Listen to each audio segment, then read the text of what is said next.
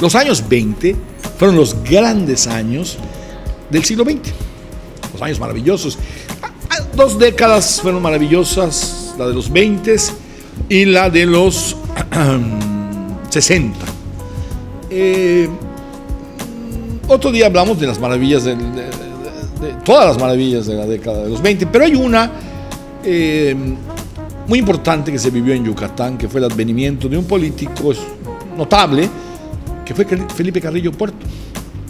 Felipe Carrillo Puerto fue un hombre noble, generoso, con mucha disposición de liderazgo, que había hecho una carrera como periodista y que luego había sido morenista, es decir, partidario de don Delio Moreno Cantón. Se había ido al bote porque le dio flit a un individuo en una rencilla, pero era un hombre preocupado por los demás, solidario.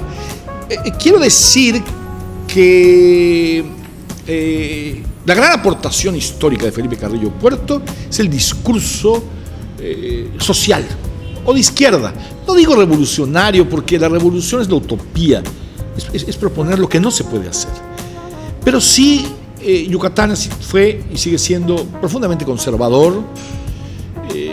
Eso no es sano para una sociedad. Hay que buscar el equilibrio entre los dos discursos, entre un discurso de derecha, si me permiten, muy conservador, como es el pueblo de Yucatán, y un discurso de izquierda. Salvador Alvarado tuvo un discurso de izquierda muy anticlerical, desagradable por eso, pero él hizo, como decimos.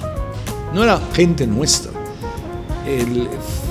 Felipe fue gente nuestra, de Motul, y fue un hombre muy, muy importante en ese sentido. Ya se había fundado el Partido Socialista y él le dio una nueva dimensión.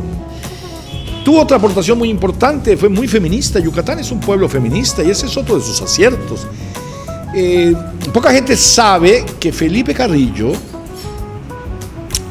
hizo una campaña de control de natalidad, la primera en México.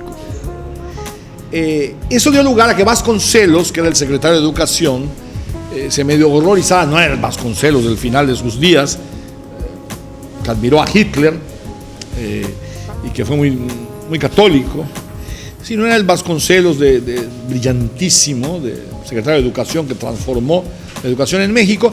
Y él, para ir un poco en contra de Felipe, propuso el Día de la Madre, que después un periódico, que fue el Excelsior, lo consagró. Es decir, es un día profundamente mercantil, comercial, no es otra cosa. Pero Felipe tuvo ese detalle que me parece extraordinario. Solo un pueblo donde las mujeres tienen sus plenos derechos es un pueblo que tiene un desarrollo económico, social y político. Es muy feo lo que voy a decir, pero lo voy a decir un poco feo, ¿no? La revolución industrial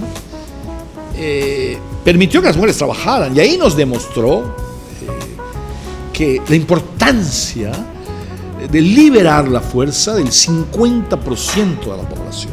Bueno, Felipe fundó la universidad y la fundó con el ánimo que no hemos cumplido del todo, que sea la Universidad del Sudeste. Es decir, Vasconcelos quiso que hubiera 3 centros universitarios en México, fuera de la Ciudad de México, uno en Guadalajara, otro en Monterrey y uno en Mérida. Y Felipe, que estaba muy preocupado por la educación en general, como todos los gobiernos revolucionarios, y después les dejó de interesar la educación hasta que la volvieron un asunto político con los líderes sindicales, se abocó a esa tarea esplendorosa. Sin embargo, pues Felipe se enamoró, eso no tenemos quizá duda, de una norteamericana, no de una maya, no de una mujer maya, y inclusive al publicarse este epistolario de Alma Reed, que sí es aparentemente muy legítimo, la autobiografía parece ser que está retocada, pero el epistolario no, está firmado con las cartas de Felipe, etcétera, etcétera. En una carta le dice él: toda mi vida me la he pasado corrigiendo entuertos como el Quijote, Y a pesar de todos mis esfuerzos, todavía la pena me agobia por las tantas injusticias y miserias humanas.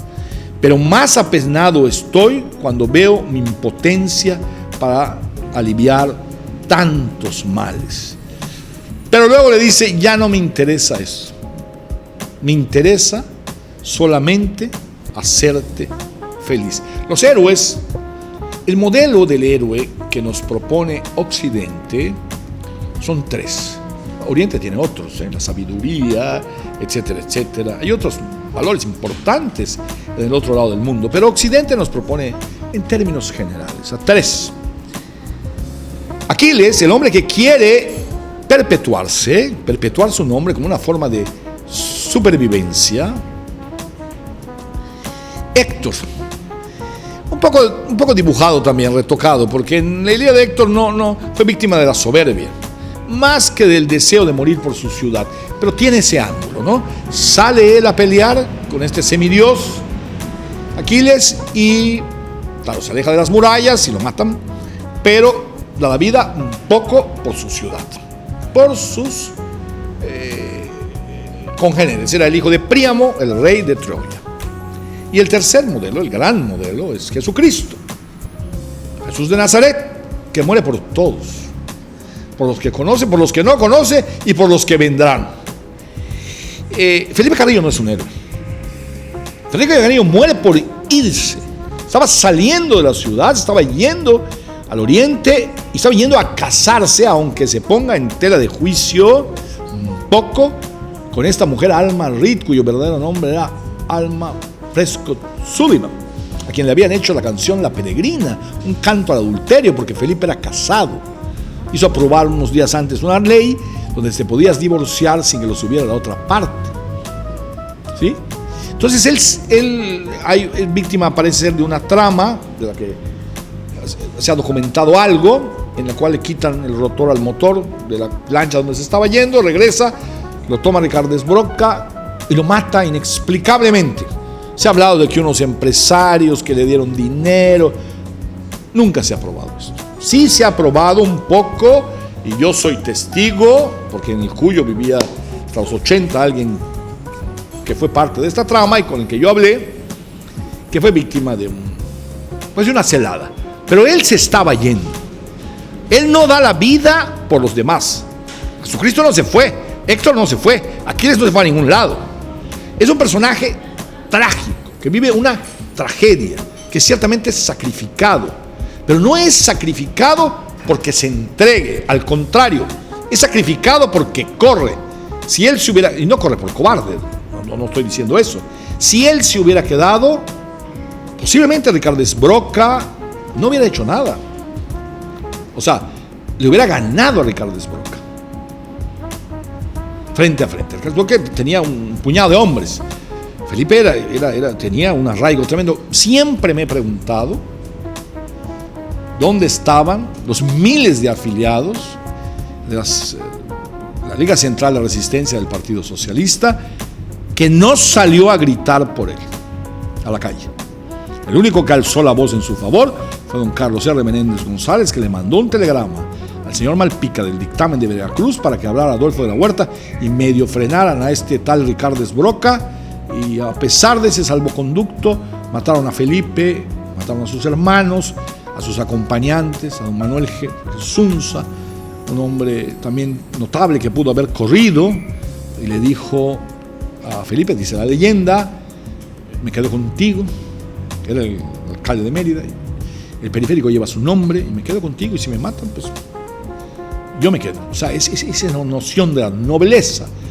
Pero hay que decir con toda claridad que es un personaje trágico, es un político importante, es un personaje histórico, está su nombre escrito allá en Moscú, ¿verdad? Y vino gente de Moscú a la convención del Partido Socialista.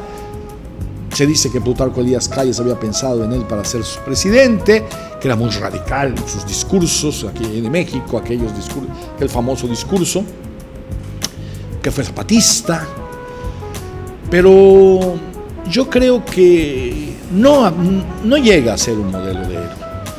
llega a ser una víctima. Y como me dijo una vez don Mario Menéndez Romero, mi entrañable amigo, las horas que conversé con él y que lo conoció, a Felipe, fue víctima de los amores otoñales. Si a este comentario le gustó, suscríbase a este canal. Si no, diga lo que le parezca. Vea el próximo. A lo mejor si le gusta.